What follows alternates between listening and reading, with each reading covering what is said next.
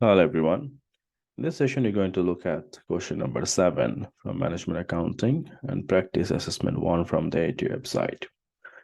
In this question, you're going to look at the flex budget. It's quite easy and interesting topic and always tested in the exam. So to make sure you learn how to flex the budget based on the original budget, and also we have to know what sort of consideration we have to be careful when you make the flex budget. In the case of semi-variable cost or step cost, you have to be a little bit careful, but it's not a very difficult thing anyway. So let's have a look. Let's read this question first. It's the 10 marks question we have. And for the 10 marks, we can see we have to complete this table for the flex budget. So X Limited is the manufacturer of a batteries. The original budget for the month 1 was for X Limited to make and sell 185,000 units. So the plan was to make and sell 185,000 units, but X Limited only managed to make and sell 175,500 units. So the plan was to make 185, but actually they managed to make and sell 175,500. So all the budget should be based on the actual result. That means all my cost, labor, material, or everything, even the revenue has to be converted based on 175,500 unit. You have the following additional information. Is the material is a variable. So we need to find it out how much is the cost per unit, and we have to multiply with this 175,500 unit. It will tell us how much is for that total. And then you have a labor is a semi-variable. So semi-variable means there is a portion of fixed and there is a portion of variable. So the question gives us the fixed portion, that is 73,500 for 1 month. Then equipment hire is step cost, budgeted to increase every 19,000 unit for monthly production. So for every 19,000, the step cost is increased. If you don't know what is the step cost, you need to make sure you revise. The step cost is the cost that is fixed up to a certain level, and after that it is increased. Production overhead is fixed cost, so this will not change. So let's try this question. So we have here the first one. We can see we have revenue. Now we need to look at how much was the expected revenue. So expected revenue was 1535,500.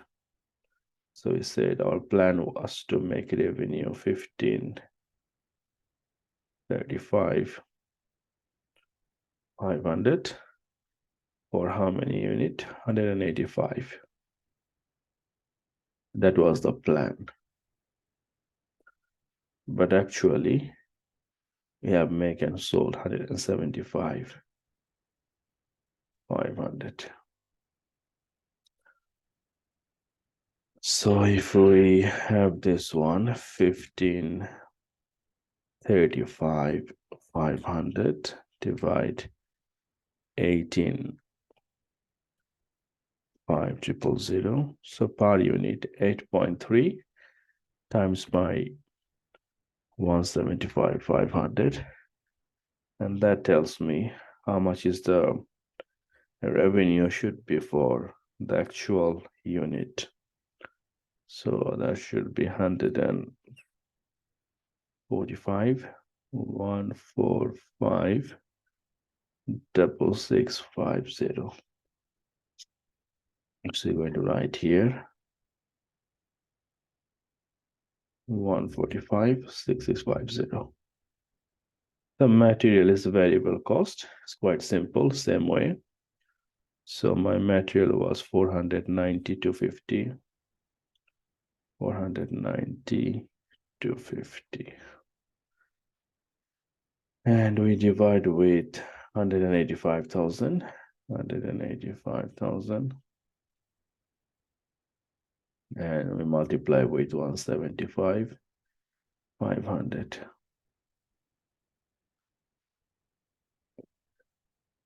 So 490,250 divide 185,000 times 175,500 is 46,5075. 46,5075. So we'll say 46,5075. Next one is the labor. Labor said like semi-variable, and this amount is fixed. So let's have a look how much is the variable portion. So total labor was 151 to 100. And inside of this 73,500 was fixed. That means the variable is 151 to 100 minus 73,500. So my variable portion is 77700 for 185,000 unit. So divide 185,000. So per unit is 0.42 pence. And if we multiply with our actual 175,500, that gives me 73,710. That's the variable. Plus we need to add the fixed to make the total. So plus 73,500. And that gives me 147, 210. 210. 147, 210. All right. The next one we have here, and that is for the equipment. And the question said equipment is a step cost. Step cost is a little bit tricky. You have to be careful. It's a increase at every 19,000 unit of monthly production. So my plan was to make 185. And for every 19,000, it will be increase. So if I say 185,000 unit, and we try to see how many 19,000 is there. So 19,000. So 185,000 divide 19,000. So 9.7. Remember, 9.7 means actually it is 10. So we have a 10, 19,000 here. Very careful with this one, because the step cost is a step every 19,000. So even it is 9.1, still we have to consider it as 10, because it is fixed up to a certain limit. And for example, for the first 19,000, it is 1,000. And 19,001 unit, for 1 unit, it will be another 19,000. For that reason, 9.7 means is actually for 0.7 is still you have to spend the full amount for 19,000. So we have a 10. So for the 10, 19,000, the cost is 200,000. So we said if the 200,000 is the total cost divided by 10, that means for every 19,000, we have to spend 20,000 pounds. For every 19,000, we have to spend 20,000. Now for 175,500, we need to see how many 19,000 is here. Divided by 19,000. 175,500 divided by 19,000. 9.2. Again, if it is 9.2, you have to consider it is 10. So 10 times 20,000 per 19,000, that gives me 200,000. This kind of same. So it doesn't matter if I make 185,000 unit or I make 175,500 unit. My step cost remains same, 200,000. So we have 200,000. The production overhead is say the fixed. So don't have to do anything. If it is fixed, just copy 29,680. That's my total cost. So if I have a total cost and that's my total income, so income minus cost, that gives me the operating profit. And this operating profit we have here 614,685. 614,685. That's it. So this is our first one. Let's move to the next one. The next one is asking for the high-low method. It's quite simple. The high-low method. So X Limited has identified the following output level and the total cost in the production facility for the previous 6 months. Okay. So we need to look at the higher figure and the lower. So higher unit, we can see here, I think 15,000 is the higher in the cost. And the lower is look like 10. That's the lower. We need to pick the higher and the lower. So 15,000 unit, the cost is 67 to 50. And the lower is 10. The cost is 48,500. To find the difference is 5 here.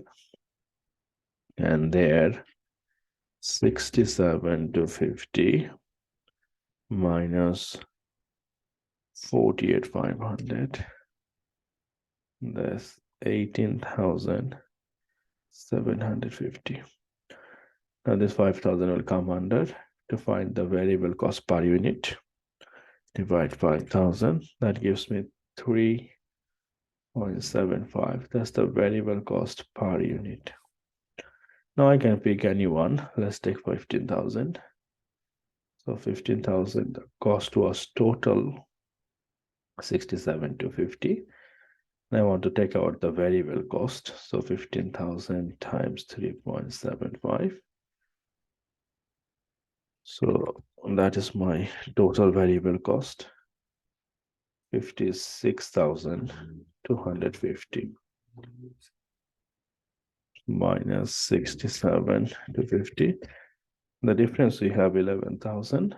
That's my fixed cost. So from the total cost, I take out all the variable cost. The remaining we have fixed cost. That's the variable cost per unit. That's the fixed cost.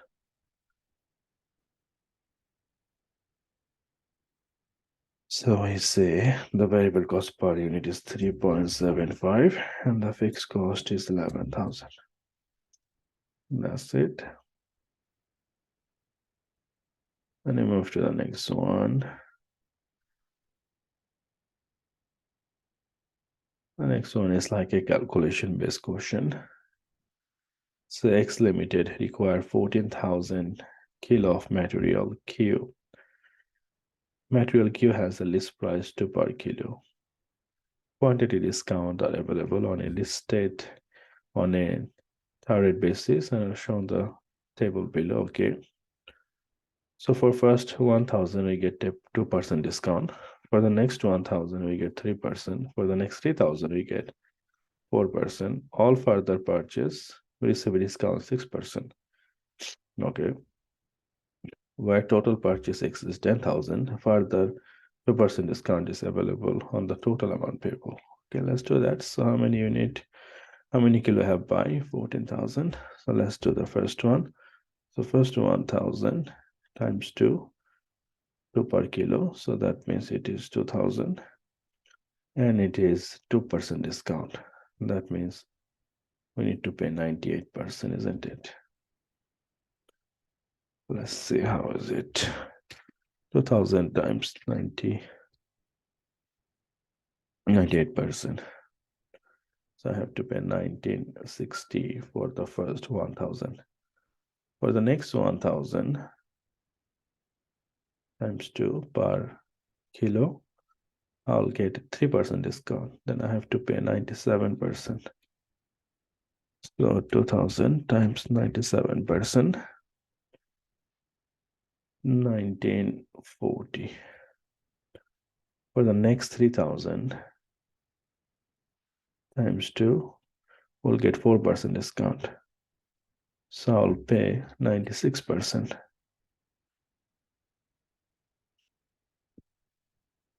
6000 times 96%, that is 5760. So already have here how much? 5000 units. We buy 14.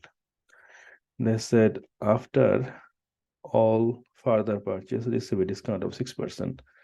So from 14,000, if you already buy 5, so still you need 9,000. So this 9,000 will get times 2, 6% discount. That means we'll pay 94%. So it's a 9,000 times 2 times 94%. So you have to pay 16,920. Now if I added all of this, so 1960 plus 1940 plus 5760 plus 16,920, and that is 26,580. And they said if we buy more than 10,000, 2% discount I'll get on the total amount payable. So this is the total amount. We'll get 2% discount. That means we will pay 98%. Or you can minus 2% from here, is the same thing. Times by 98%. So that will give us 26048.40. So let's say 26048.40. That's it. Just the calculation question. The next one we have for the variance analysis is quite simple. The variance is the difference between the budget and actual. So my plan was 4,334, but the actual is more 4,567. So my variance will be adverse because the actual is more than the plan. Remember that is a sales return. It's not sales. If it is sales, then it will be positive. It will be favorable. But it is a sales return. So if more return comes bad for me. So we have 4,334 minus 4,567. So 233. 233 is my adverse. They're asking for the percentage. So remember, if there is a percentage, always take the budget, not the actual. So the budget will be under. Always take a portion from the budget, 4,334, and times by 100 because you need the percentage. So 233 divide the budgeted 4,334 times by 100, and that gives me 5.376. So we said 5.38.